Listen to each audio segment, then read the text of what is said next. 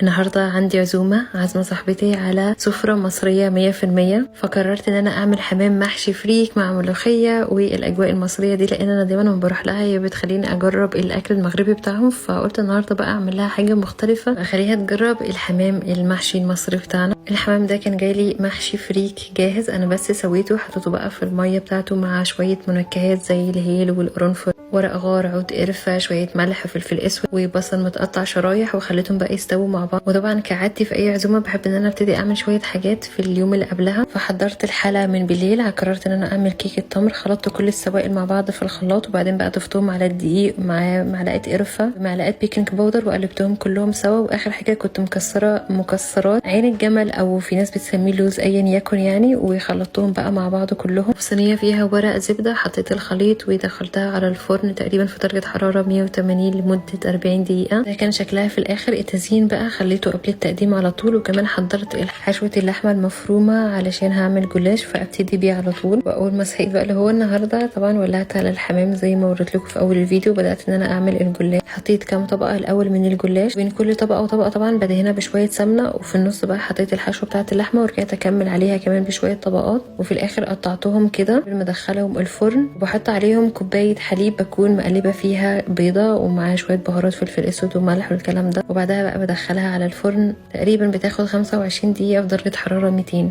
وطبعا لازمني في النص اكيد كوبايه قهوه. عملت لي بقى الكوبايه ورجعت اكمل تاني.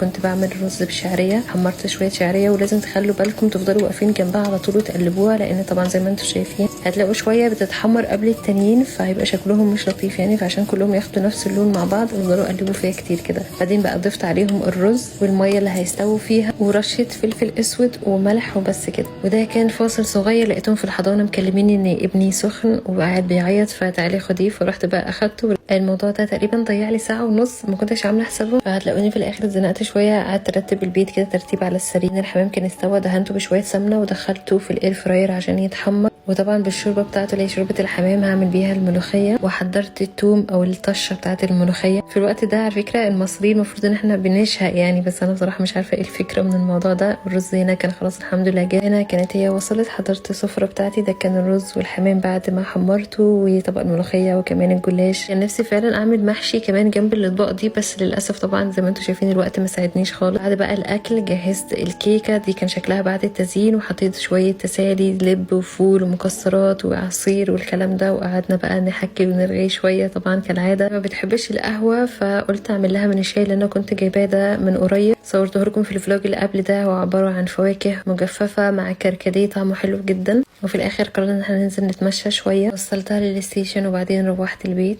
وهنا فتحت الهدايا بقى اللي هي كانت جايباها لي، ومنهم المج ده كنت قلت في فلوج قبل كده ان هو كان عاجبني خالص من فلاينج تايجر، فلقيتها النهارده جايباهولي. ومعاه الطبق اللي على شكل ورقه شجر ده، يعني اجواء خريفيه من اللي انا بحبها، ولعبه للنونو. وكمان بقى المفاجاه ان انا لقيتها جايبالي عبايه مغربيه بجد ذوق جدا، وكمان شكلها جميل عجبتنا خالص. وبس والله ده كان يوم النهارده. اشوفكم ان شاء الله في فيديو تاني.